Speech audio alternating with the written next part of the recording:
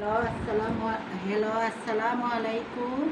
এই যে আজ সকালবেলা আমি একটা জামা কাটতেছি, ঈদের আগে নিছি, এখন কাটতেছি। এখন তো ঈদের সময়, বাসা বাড়িতে এখন তেমন বেশি কাজ নেই, তাই এই জন্য এই জামাটা কাটতে সেলাই করবো। এই জন্য আপনাদের সাথে শেয়ার করলাম জামাটা। প্রথমে আমি 40 ইঞ্চি বডি, তারপরে নিলাম হিপ নিলাম 40 ইঞ্চি বডি হলে আপনি কাটবেন 4 বাজে, 4 বাজ করিয়া কাপড়ে 10 নেবেন। তারপরে কমর নেবেন 9 1 ইঞ্চি করে কমবো। হিপ নেবেন আপনি 11 নিতে পারেন, 12 নিতে পারেন, যার যার হিপের অনুযায়ী তারা ততটুকু নেবেন।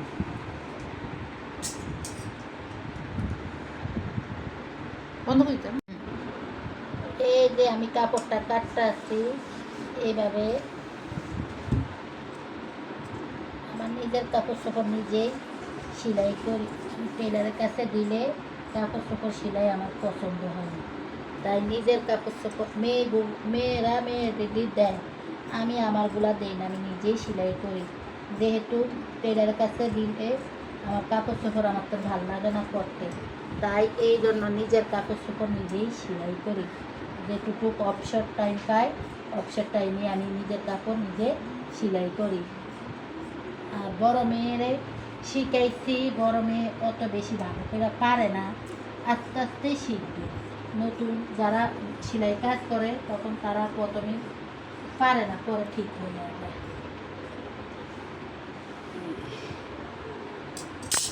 আর এই কাপড় থেকে আমি এই গুগলের তেলের কাপড়ের থেকে গলার কাপড় বার করব। জামা কাটাটা হয়ে গেছে, এখন আমি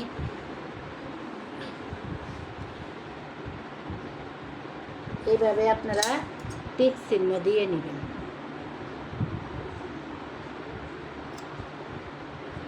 টিক চিহ্ন দিয়ে নেবেন, তাহলে সেলাই করতে একটু সুবিধা হয়।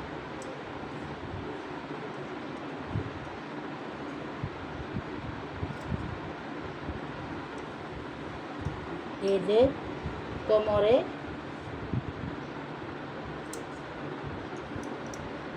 যে হিপে টিক চিহ্ন দিয়ে রাখবেন।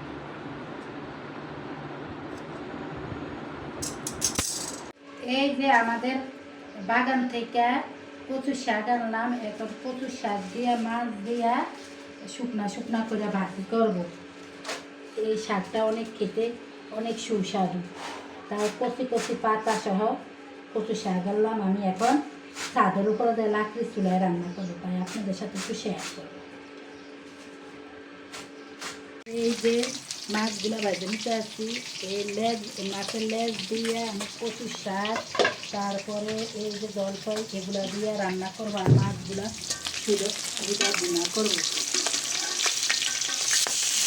লাকড়ি চুলা রান্না অনেক স্বাদ, তাই কষ্ট করে হলো লাকড়ি চুলা রান্না করতে হবে।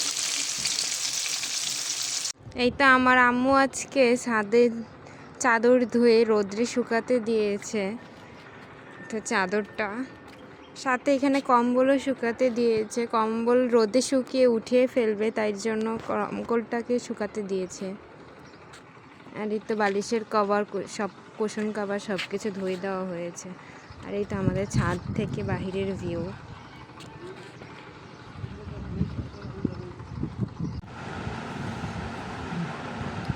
এই যে সন্ধ্যার ইফতারি খাওয়ার পরে এখন একটু আইসক্রিম খাই। বাবা, আইসক্রিমটা তো খুলতে পারি না। এই যে